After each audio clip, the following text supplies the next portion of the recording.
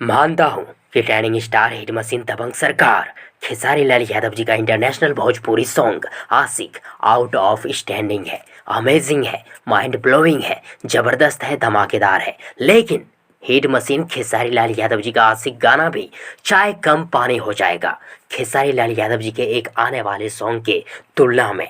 जी हाँ दोस्तों, trending star Khesari Lal Yadav जी ऐसा फाड़ू सॉन्ग, ऐसा बारूद से भरा हुआ सॉन्ग ला रहे हैं जो खेसारी लाल यादव जी के सभी विरोधियों का हवा टाइट कर देगा।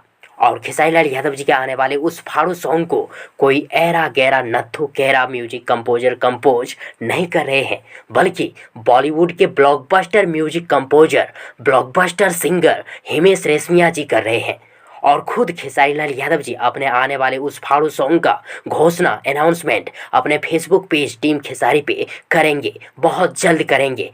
तो तैयार रहें, कुछ ही दिनों में भूचाल होगा। वैसे आप लोगों को खेसारी जी का इंटरनेशनल भोजपुरी सॉन्ग आशिक कैसा लगा कमेंट बॉक्स में जरूर लिखिएगा। और यदि आप सबों को ये वीडियो, ये जानकारी पसंद आई हो तो प्लीज़ वीडियो को लाइक करें, वीडियो को अपने दोस्तों के साथ शेयर जरूर करें। और हाँ, चैनल को सब्सक्राइब करना और साथ ही चैनल के बेल आइकन को प्रेस करना ना भूलें।